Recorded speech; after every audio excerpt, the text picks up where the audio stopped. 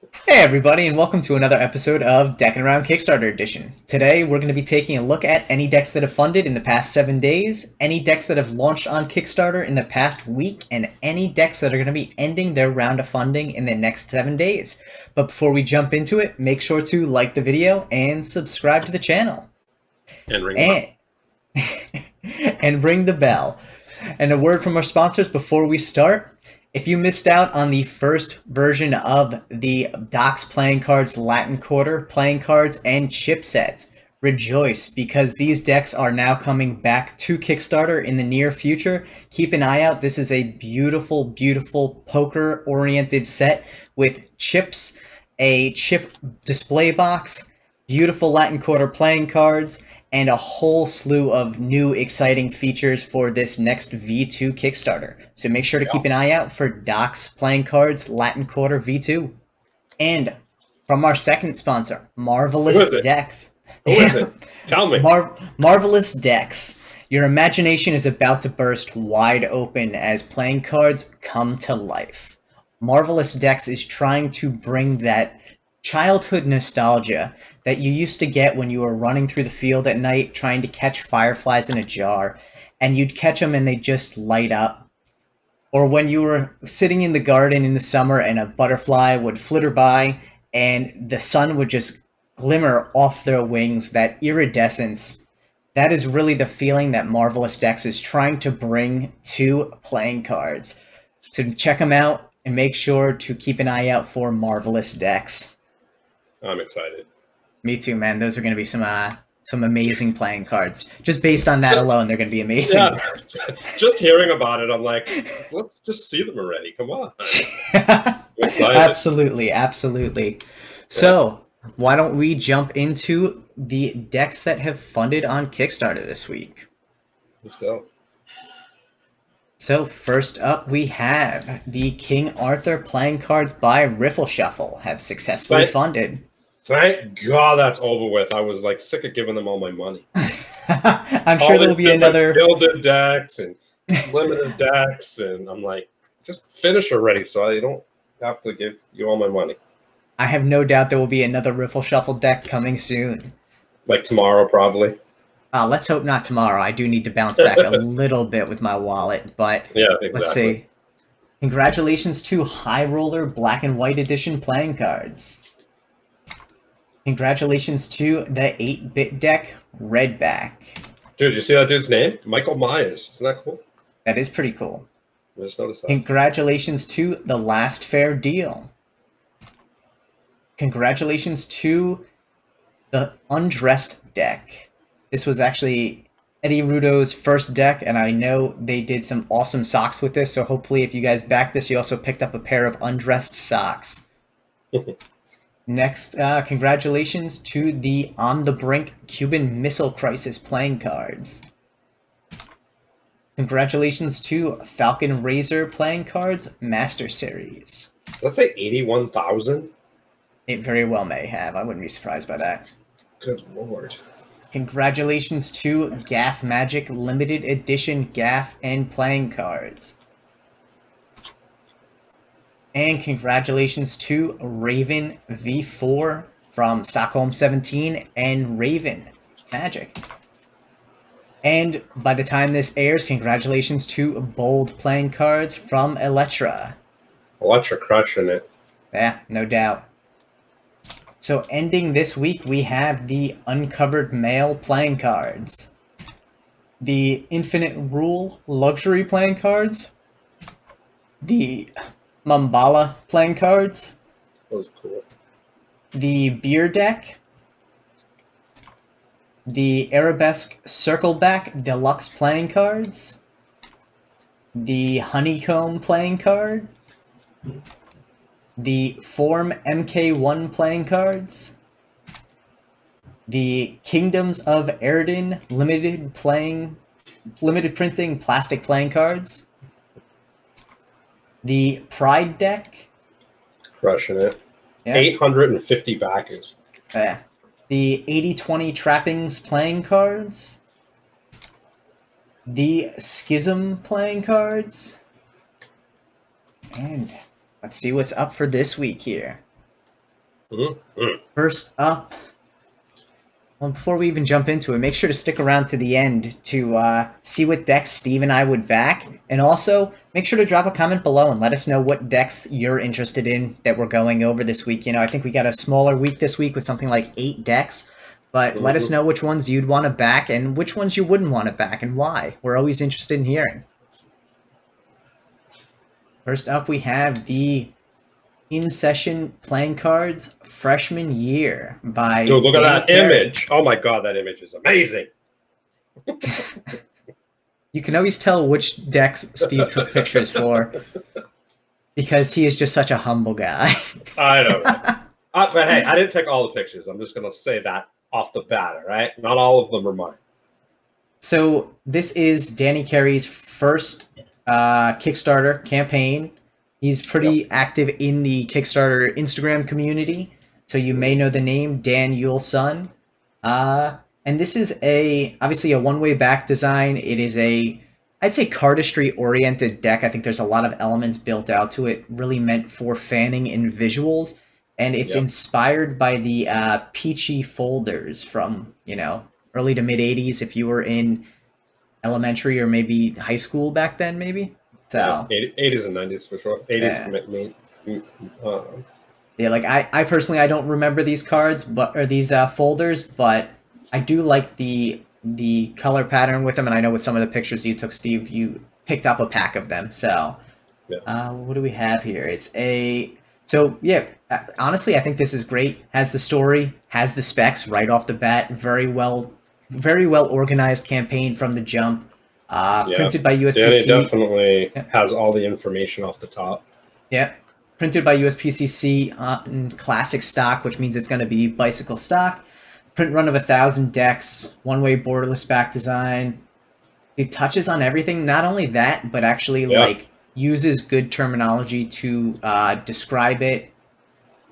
Traditional cut fulfilled by gamblers. Right out the bat, you have all the specs. So I think that's phenomenal. It's a good looking deck. He clearly listens to Kickstarter videos. There you go, without a doubt. I think the cool thing about it too is there's just a lot of information there. He really made sure that there was enough information off the bat. He goes into why, you know, some of the jokers are the paddles with the ISPC on it. What does he say anything about the paddles? Why paddles? That was my one question. What's the whole paddle thing? I do not see why specifically, but maybe in the story. So Danny, if you do see this, we're curious as to why paddles. Feel free to drop that in the comments below as well. I always forget to ask him. Cool. Yeah, I do not see it in the story. Price point is $12 a deck, which is spot on. 17 shipped. Coming under His perfectly. Early birds were super cheap. I think he had $8 early birds. Yeah, that's phenomenal. So he would have been $13 out the door shipped. Super early birds at 8, early birds at 10. What are you getting here? 2 bricks for 280. Brick at 140. So brick at 140, 151. Yeah, you're getting some great prices on this deck. If this is your style, this is definitely a killer deck to pick up. And it's a clean looking deck. I really think he did a good job with the design, trying to hit on that nostalgia factor. I think that's one of the things we've actually seen a lot recently is people are going for very nostalgia oriented decks, and it's an interesting kind of avenue because I think it's hit or miss. When some of them hit right, they crush it. When they don't, it's tough. I'd say based on the momentum he has already, though, he found something that appeals to a solid audience there. Obviously, it's hitting that nostalgia factor with a lot of people. Yeah, so, I mean, the thing is it does kind of pigeonhole it into the cardistry side of things, where a magician's not going to buy this deck, obviously. But you know, it's definitely cardistry oriented, and you know, those are going to be probably the typical people that buy it. But I think, you know, the nostalgic side of it is really, it's relatable. People, you know, relate to it, and that's what makes them buy them. And like you said, it's either hit or miss, right? So, you know, hopefully he does well. You know, absolutely. I think he's got a good deck there. He's got some good momentum behind it. Yeah, Definitely worth checking out. prices are great. Yeah, I mean, even though you missed the early birds at this point, that price point is 17 shipped is still phenomenal. I mean, considering we've been seeing playing cards the past couple weeks that are almost double that are not as well thought out, Yeah, it's definitely a worthwhile deck. Next up, we have the Willow Standard playing cards. Willow. A unique Fox, standard deck of playing cards that feature humanoid animals. Okay, let's see what we got going on here. Humanoid animals. Yes, I've not heard anything about this deck, so to me, off the bat, that means social media is lacking. There's no information. That's it. And there's no information, and you can only get one deck, and it's $20. So honestly, this could be a beautiful deck. I have literally no idea. At $20, it's still above a price point I'd pay even if it was an awesome deck, but yeah, pictures, information, shipping, printing, fulfillment. Please give us all of those. Pictures. More pictures. If I want to just give you $1, let me do it. Yeah. Yeah, I mean, honestly, like, I think this is, I mean, you can see the momentum behind it already. 2 backers, $21 in 3 days. I think there probably is an audience for humanoid, animal-related playing cards. It's just no one has any idea what these look like. You're trying to sell a visual product without any visuals. Take it back to the drawing board. Let's see what this looks like again. Hopefully we see that. So there's two backers and $21 pledge. So people didn't even buy the deck. They just pledged $10, like 10. Someone pledged $1 for whatever reason. Yeah, and someone pledged 20 for a deck. Yeah. So, yeah, Eris Willow, make sure to really build out your campaign. Take this back to the drawing board. Let's see what the deck looks like. Let's get the information out of it, because this could be a great deck. I don't know, though. Next up, we have... Yeah, next.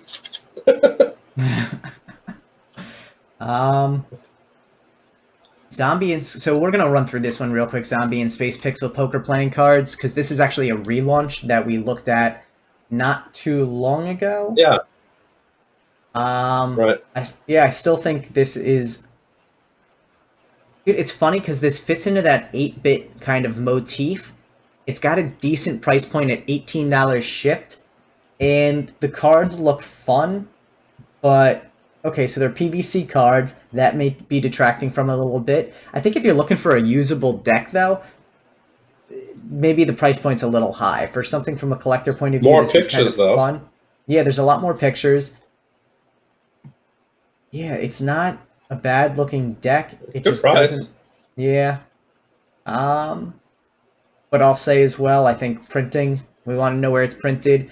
The fact that the only really area that I saw that mentioned it was a plastic deck is under the fact that it's waterproof. It looks like those are the first words of the entire campaign. Like, while pictures are great, text also helps. You have to build up the story, and I just don't think this is hitting that point. I like the idea behind this deck, so I really would like to see, you know, this succeed.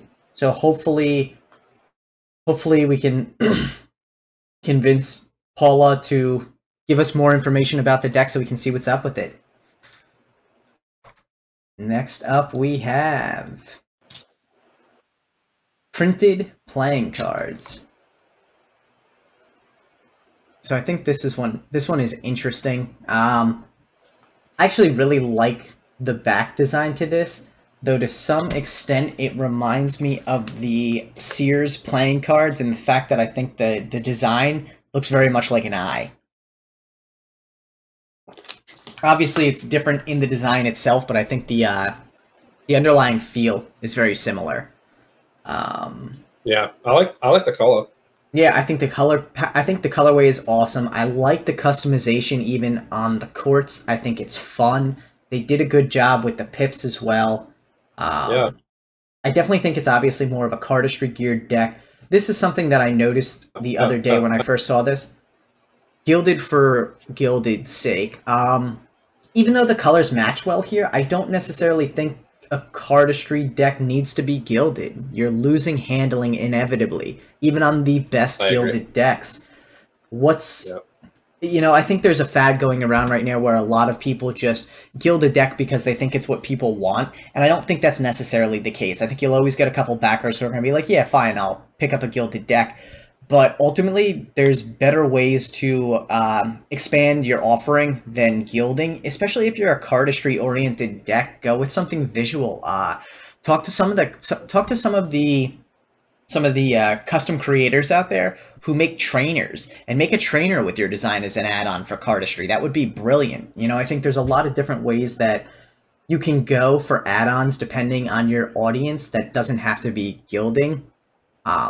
That being said, who knows? This gilded deck could do phenomenal. Just I don't see the use case there, as I don't think cardistry backers usually go for gilded decks. I think it's more of a collector's thing. That being said, $17 shipped on the early birds makes me a little nervous, but $18 shipped regular price. Perfect. So I think, you know, printed by USPCC, they have the information there. Stretch goal for crush stock, awesome to hear. Even at that $18 price point, I think this is a reasonably competitive deck. I'd like to see it again more towards that 16, 17, but I think, you know, it's still a good-looking deck. Reasonably priced for uncut sheets. In fact, that's extremely inexpensive for uncuts just based on what the shipping cost is going to be. Yeah. Yeah. Nice stretch goals there. That's the thing, though, too. Like, I don't necessarily think that a stretch goal and gilding go together always, because you're not going to make a batch of gilded decks usually. You're probably just going to make for, you know, made to order. So I would have gone for maybe a little bit of a different stretch goal there for, you know, even a seal maybe. But I think, you know, this is where knowing your audience when you're looking to put out a Kickstarter campaign comes into play big time. Because again, gilding and seals and things like that probably don't really speak to cardistry backers as much as they would to collector backers. So, right. Yeah, I agree. That being said, I dig this deck. Like, it's a good-looking deck. I think the price point's doing well there. They still have an early bird for their 2 deck, which puts you at $26 to $13 a deck. Like, can't beat that. No. So yeah, I mean, their prices are great. I think the gilded decks for collectors are really cool, because I think those colors are spot on for, especially that teal. Yeah, like that light blue looks so dope in the deck.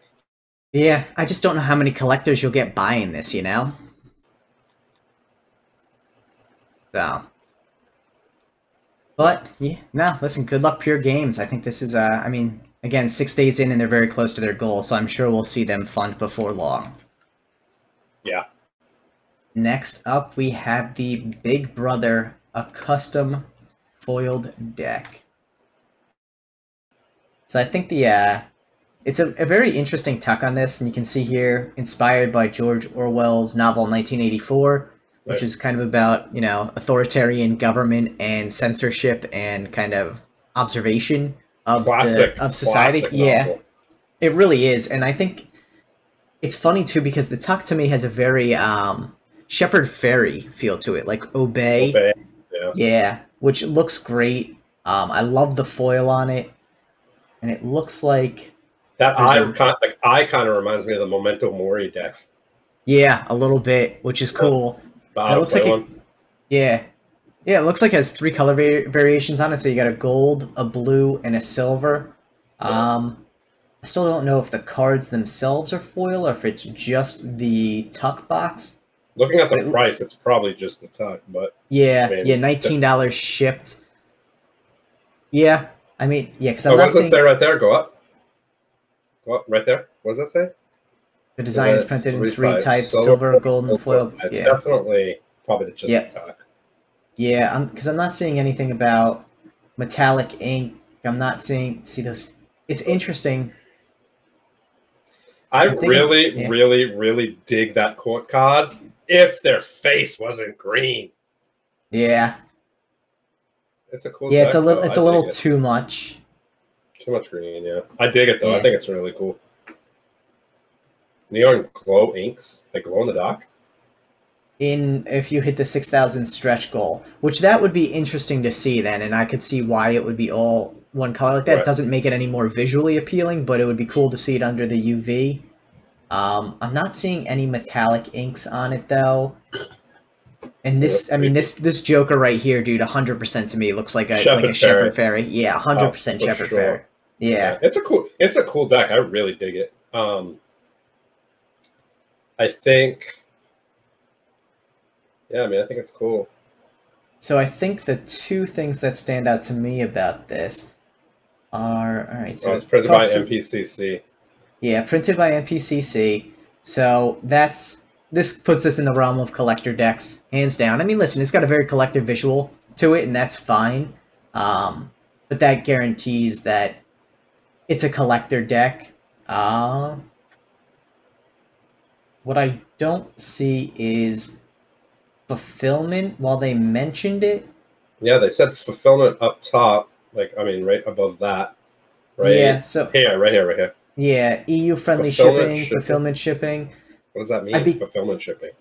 I'm curious if they're going to be fulfilling themselves. Again, I think this is something we've iterated over a lot, is just, even if you're self-fulfilling, make sure you're putting that in there, because then at least people know that they know where it's coming from. You know, gamblers, art of play, or yourself, like, be transparent with that. Yeah, I mean, listen, I think it's a cool deck. Be interesting to see what it looks like from the UV point of view. I'm a little bummed that it's NPCC, just because I don't think the handling would be on where I'd want it to be. But I mean, I don't even think you need a UV. If it's glow ink, then it might be glow in the dark. So it said UV though. Did it? Because it says right here, go on. Glowing under UV light. Oh, okay. So it's UV. Okay. Yeah, so, I mean, listen, I think it's a cool deck. They already obviously surpassed their goal, so I think they are going to do well. They have the information there and the price points on. I think the shipping is the only thing. Yeah, shipping was the only thing that stood out to me. Yeah, I think it's a cool deck. I dig it. Yeah, so good luck, big brother. Next up, we have the Jetsetter playing cards Lounge Edition in Terminal Teal. Homeboy Paul. Yeah, this is done by Paul Ruccio. Paul has done a plethora of campaigns at this point, so I'm not expecting too much to stand out here as, you know, anything. I'm sure we'll be nitpicking if we find anything, but 17,000 out of a 7,000 goal, already crushing it. His price point per deck as well is phenomenal. He prints with Expert Playing Card Company, so EPCC. We already know that, but I'm sure it'll be written in there somewhere. So, and look at that, shipping included, $12 a deck. Like, yeah, that's great. That's with shipping. That's with shipping. Like, he's basically putting this... Crazy. Yeah. And then he has great story to it here. Cards look good. I love the detail that goes into it. It's a relatively standard deck, but the recolors there make it interesting. Great for magicians, or just for the visuals. I think it's such a visually appealing deck. Yeah, what's the stretch goal? Silver foil. Yeah, it's the limited back design, which basically adds silver foil to the two main logos, and then UV spot ink on all of the smaller back design. And that's already unlocked, so it's silver foil. That's dope. Well, so that unlocks the deck, you need to, I think, pick up that deck. So it's the Lounge Edition and then the limited back design. Right. Well, how much is a limited back design? So it says it right there, doesn't it? In the paragraph. $20. Gotcha. Yeah. So that's not bad for a deck with foil on it too. So, expert playing card. We knew that. I do believe Paul does fulfillment himself as well. Let's see, shipping guide. So I think this is always something interesting too about Paul's campaigns, is the idea that there's priority shipping, standard shipping, and future shipping dates for depending on what campaign or which tier you actually back. Very airline oriented. Kind of a cool little perk that he does for his campaigns. It's really cool. Yeah, no, I think it's really neat that he does there. Fulfillment of playing cards. Okay, so he talks about fulfillment, but that, again, doesn't mention. I do believe he self-fulfills, but I think even for Paul, that's something that's worthwhile to mention in there, you know. Yeah, no, I mean, if you don't know Paul, it's good to have in there. Yeah, no, 100%. But yeah, the price point on this just can't be beat. Like Yeah. he makes a good looking deck. Oh yeah, good luck, Cool. Paul. Crushed it. Next up, we have the Flemish Hunting Deck, oldest playing card, oldest playing cards Reprint. reprinted. Okay. Flemish. So here's the other thing about this, and I'll say this out the gate.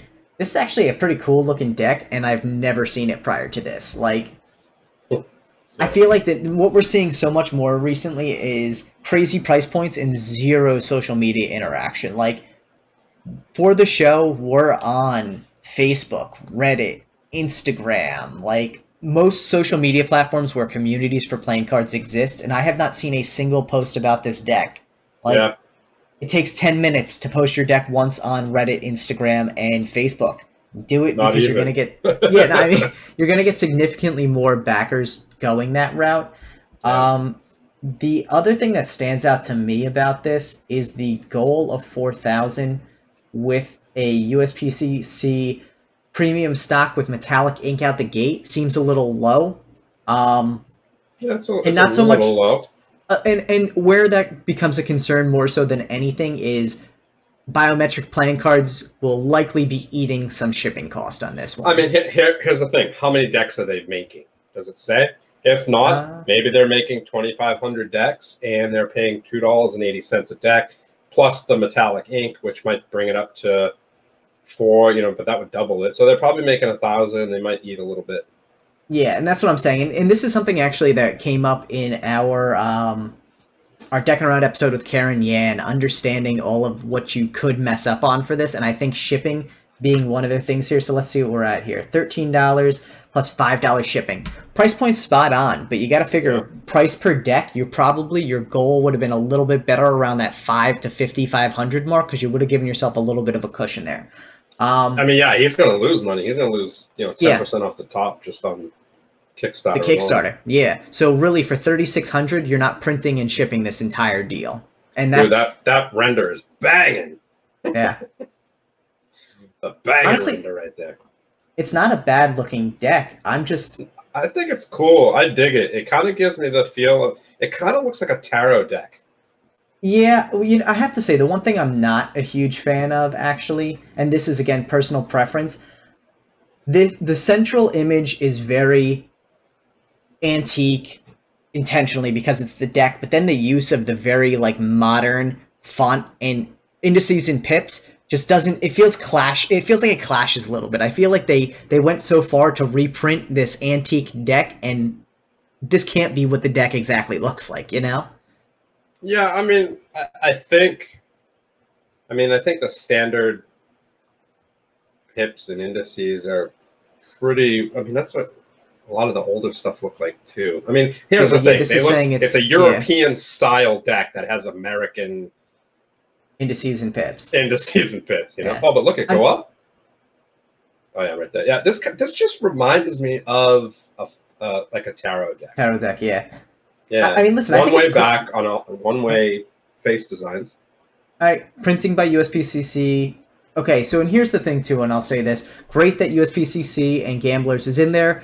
Doesn't necessarily fit under the risks and challenges. It probably should have its own dedicated section. Risks and challenges is really to discuss where things could go wrong potentially. I think that might be just like a simple error. There's just if they put that information right above that paragraph, I think it would have been fine. Yeah. A few more images. It's also right there at the very top. Actually, it's the very first paragraph, right there. Yeah. Fulfillment by Gamblers. So I think it was just placed down there by mistake. It should have been like one up. Yeah. Possibly. We can roll with that assumption. That being said, listen, I think this is a very bare bones campaign. I think it works. Would have been nice to see a little more layout, but again, that's more nitpicking than anything. $18 shipped on a deck. I think it's solid. I think $29 for 2. Price point is on. The goal is where for the creator more so than the backer, my concern comes into play because there's definitely a loss in the making there. And listen, we see that for a lot of decks. So I think that's something that people don't know all the time with Kickstarter is a lot of these decks are barely breaking even or coming in at a loss. And yeah, I mean, we have to look at it this way though. It's like the goal really doesn't have anything to do with anything unless it's on the side of like $15,000 when we know that it doesn't take that much, you know. But I think if it's lower, like DeVoe is a prime example. He puts all his goals at $1,000, and I'm not saying that he's doing that for that reason, but I mean, maybe he was planning on funding it anyway, and he just wants it to get, you know what I'm saying? absolutely, but at the same time, I think more so I think the simplest answer is usually the right one. I think in this case, he just undercut his goal a little bit. Yeah, I mean, obviously it's possible, but I think the campaign is dope. I mean, it's spot on. It has all the information. It has images. Yeah, no, it looks good. It looks good. The price is awesome. Yeah, so good luck. Make sure to go post on some social media so people know about this, and good luck, because I think it's a good-looking deck. I look forward to seeing it get created. And get some images, man. Get some prototypes done, because those renders, man. Yeah. And next up, we have the Grit playing card community art for the community. All right. How'd that one feel? Felt like I had a little bit of a stroke there. This Ryan, is the project. Let's see what Ryan has. Let's see Ryan. Story. Yeah, I mean, listen. I think it's a heck of a story. That's a story. What is that? Yeah. All right. So Ryan, how much is it? It is $20 a deck. Here's the thing. This deck, who is it by? What do you mean, who's it by? It's Ryan. So I was saying this actually looks exactly like the same information as that Willow deck, and I was trying to see if it was the same person. No, I mean it's not the same exact information. It's just the lack of information is glaring. Right, but he only has one deck available. The same thing, right? Yeah, no, and again, he has. He at least has his $1 tier, and he has a couple pilot deck in 2020. He has a couple options. So 3 things off the bat: more information.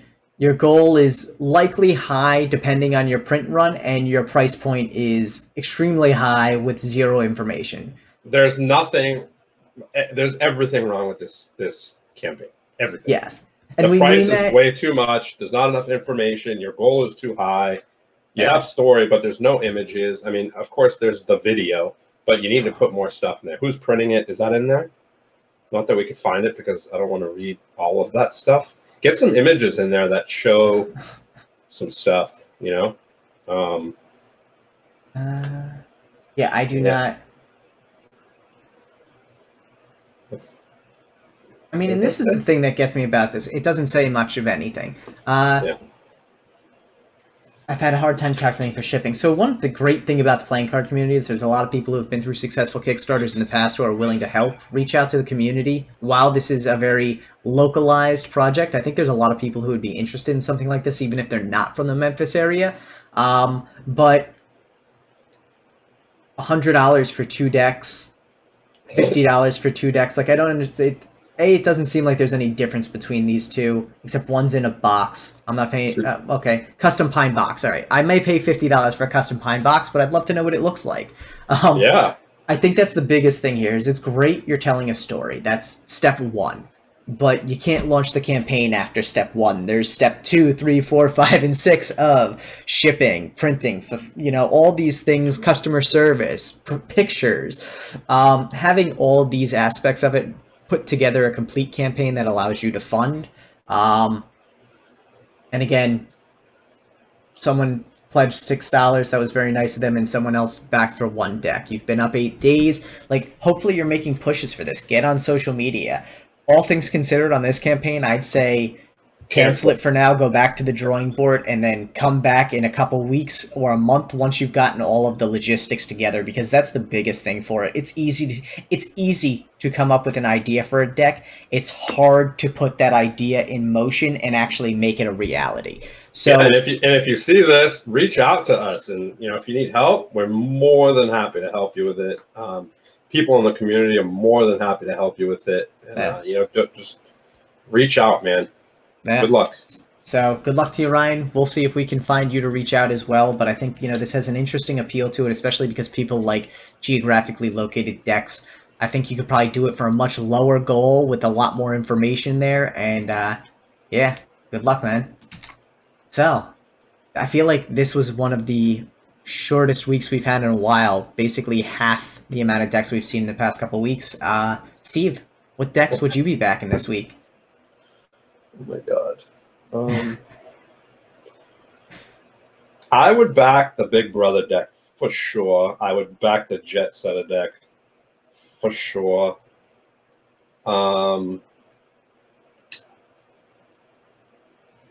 You're confusing me here, buddy.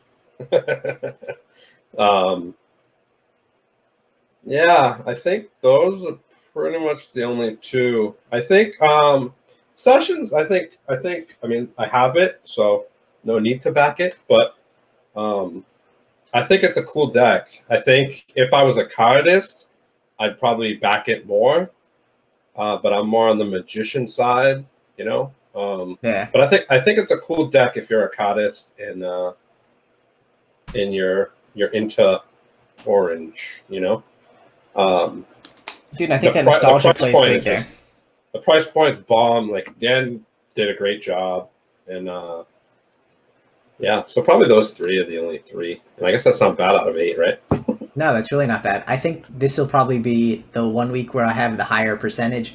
I like the printed playing cards. The printed one, too, right? Yeah, I like the printed. I like the Big Brother. I like the Jetsetter. And I like the Flemish hunting deck. I'd say those are probably the 4 up my alley. I like the fanning elements. So expensive, though, isn't it? No, that was the inexpensive one. Oh, right. Yeah, it was $13 for 2 decks, something like that. Yeah. $18 for a single, $29 for 2. Yeah, that's not bad. Yeah. So, yeah. Just not my style. Yeah, and I think the big thing with this week was there really are some good-looking decks there. It's just a matter of getting information more than anything. I think that's what we've seen most on this week is just decks that lacked information. Price points came down to a better point, I think, this week, but that information is important. I agree. Yeah, I mean, the price points were really good this week for the most part. Obviously, the ones that were lacking, I think, are just people that want to create a deck, don't know how to do it. Let's throw it up on Kickstarter without any information. Yeah, so... Well, thank you, everyone, for checking out this week's episode of Deckin' Around Kickstarter Edition. Make sure to like the video and subscribe to the channel if you haven't already. And before we jump off here... Don't forget to ring the bell, guys. Okay, guys. And before we jump off here, quick words from our sponsors. Keep an eye out for the Latin Quarter version 2 playing cards from Doc's Playing Cards. These cards are going to be coming to Kickstarter very soon. They will have a custom chip box and chipset along with a new version of the Latin Quarter playing cards. Make sure to keep an eye out. And our second sponsor, Marvelous Decks. Your imagination is about to burst wide open as playing cards come to life. Marvelous Decks is really trying to find that nostalgia in playing cards, that aspect of wonder. Remember when you were a kid and you were collecting fireflies in a jar and just the glow in the summer night air? Or when you were outside and you'd see a butterfly flitter by and the sun would hit off of its wings and there would just be that iridescent shimmer. Well, that is what Marvelous Decks is trying to bring to playing cards. So make sure to keep an eye out for Marvelous Decks. Thanks, everyone.